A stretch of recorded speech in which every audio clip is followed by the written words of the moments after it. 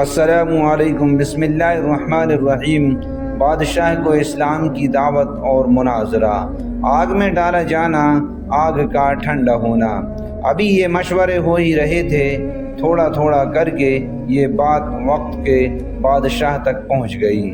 اس زمانے میں عراق کے بادشاہ کا لقب نمرود ہوتا تھا، اور یہ عوام کے صرف بادشاہ ہی نہیں ہوتے تھے بلکہ خود کو ان کا رب اور مالک بھی سمجھتے تھے، اور عوام بھی دوسرے دیوتاؤں کی طرح اس کو اپنا خدا اور معبود اور اس کی اس طرح پوجا کرتی تھی جس طرح دیوتاؤں کی، بلکہ ان سے بھی پاس و ادب کے ساتھ پیش آتی تھی، اس لیے کہ وہ عقل شعور والا بھی ہوتا تھا اور تاج و تخت کا مالک بھی ہوتا تھا۔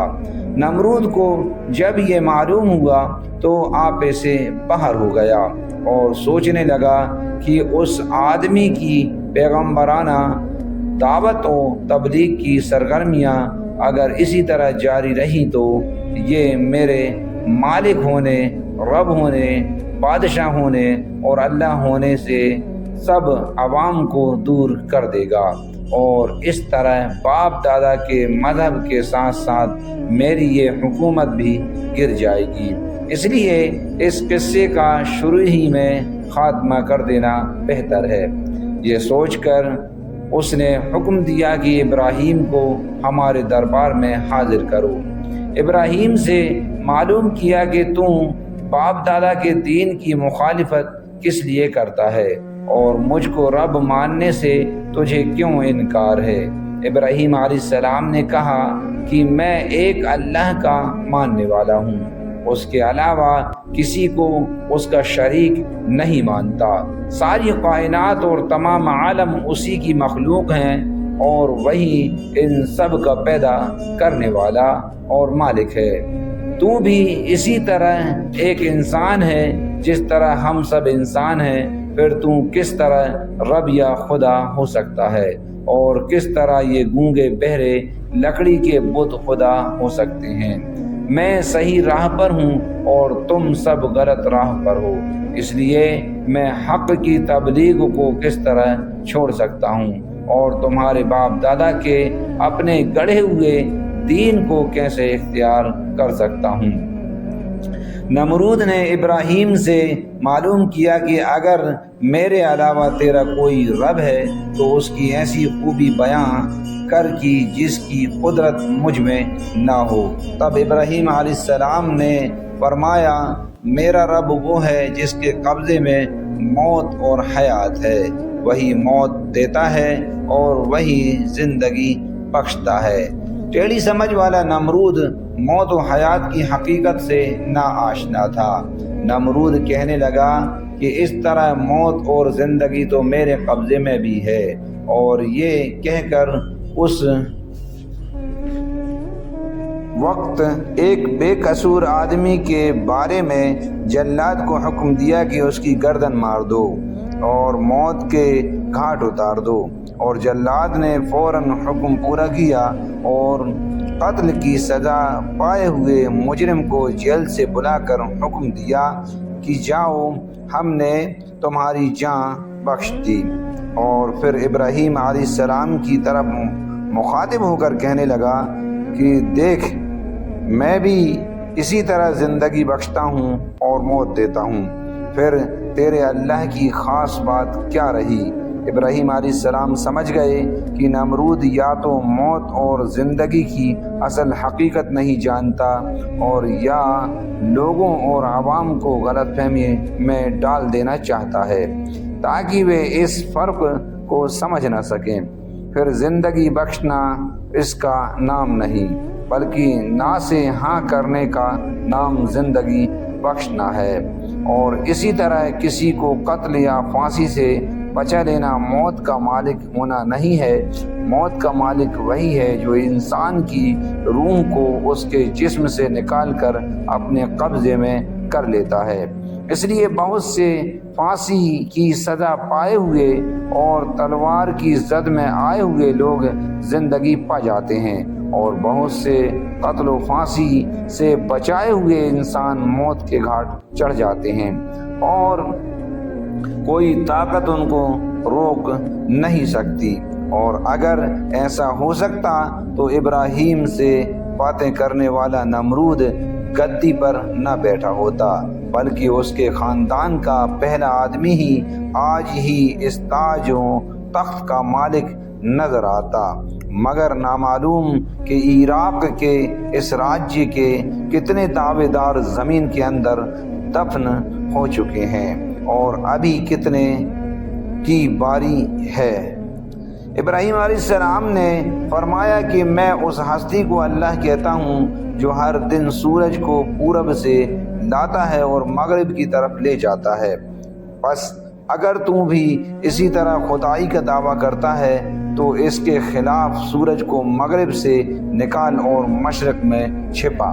یہ سن کر نمرود گھبرا گیا اور اس سے کوئی جواب نہ بن پڑا، اور وہ اس طرح ابراہیم علیہ السلام کی زبان سے نمرود پر اللہ تعالیٰ کی حجت پوری ہوئی۔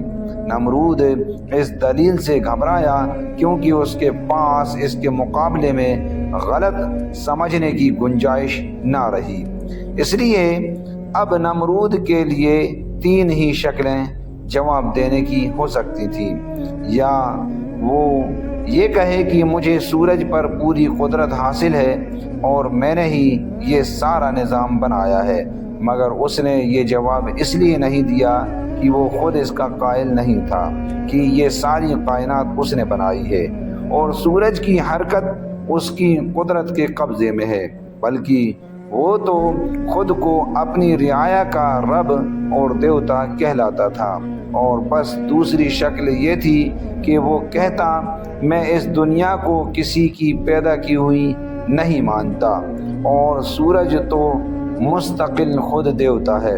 تیسری شکل یہ تھی کہ ابراہیم کے چیلنج کو قبول کر لیتا، سورج کو مغرب سے نکال کر دکھا دیتا، مگر نمرود ان تینوں شکلوں میں سے کسی شکل میں جواب دینے کی قدرت نہ رکھتا تھا، اس لیے پریشان اور لاجواب ہو جانے کے علاوہ اس کے پاس کوئی دوسرا راستہ نہیں بچا۔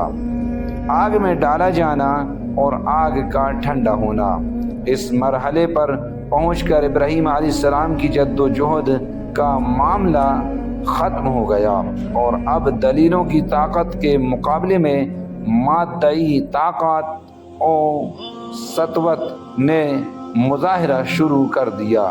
باپ اس کا دشمن، لوگ اس کے مخالف اور بادشاہ اسے پریشان کرنے کو تیار، مگر ابراہیم علیہ السلام کو نہ اس کی پرواہ تھی نہ ان سے کوئی ڈر تھا۔ ہوا یہ کہ نمرود اور قوم نے ابراہیم کی سزا کے لیے ایک مخصوص جگہ پر کئی دن تک لگاتار آگ دھدکائی، یہاں تک کہ اس کے شعلوں سے آس پاس کی چیزیں تک جھلسنے لگیں۔ جب بادشاہ اور قوم کو پورا اطمینان ہو گیا کہ اب ابراہیم کے اس سے بچنے کی کوئی شکل باقی نہیں رہی، تب ایک گوفن میں ابراہیم کو بٹھا کر دھدکتی ہوئی آگ میں پھینک دیا گیا۔ اس وقت آگ میں جلانے کی تاثیر تھی۔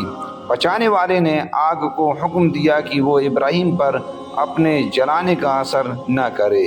ناری ہوتے ہوئے آگ کے عناصر کا مجموعہ ہوتے ہوئے بھی اس کے حق میں سلامتی کے ساتھ سرد پڑ جائے۔ آگ اس وقت حضرت ابراہیم علیہ السلام کے حق میں بردوں و سلامن بن گئی اور دشمن ان کو کسی قسم کا نقصان نہ پہنچا سکے، اور ابراہیم علیہ السلام دہکتی آگ میں صحیح سالم اور محفوظ دشمنوں کے نرغے سے نکل گئے۔ دشمن اگر طاقتور ہے تو نگہبان اس سے زیادہ طاقتور ہے۔ اللہ اکبر۔ اللہم صلی علی محمد وعلی آل محمد کما صلیت علی ابراہیم وعلی آل ابراہیم انک حمید مجید۔ اللہم بارک علی محمد وعلی آل محمد کما بارکت علی ابراہیم وعلی آل ابراہیم انک حمید مجید۔ دوستوں، اس سیریز کا اگلا پارٹ ہم جلد ہی اپلوڈ کریں گے انشاءاللہ۔ اگر آپ نئے ہیں تو ہمارے اصلاحی تعلیم چینل کو سبسکرائب کر لیں تاکہ آپ کو ہمارے واقعات جلد حاصل ہوں۔ السلام علیکم ورحمۃ اللہ وبرکاتہ۔